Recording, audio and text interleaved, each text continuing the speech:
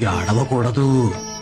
బాధలు, కష్టాలు, కన్నీళ్లు షిరిడీలో కనపడకూడదు. షిరిడీ వచ్చిన వాళ్ళకి ఏ కష్టాలు ఉండవు. సమాధి నుంచి బాబా తన భక్తుల్ని కాపాడుతూ ఉంటాడు. తనని నమ్మిన వారిని, తన సలహా కోరిన వారి భారాన్ని బాబా సదా మోస్తుంటాడు.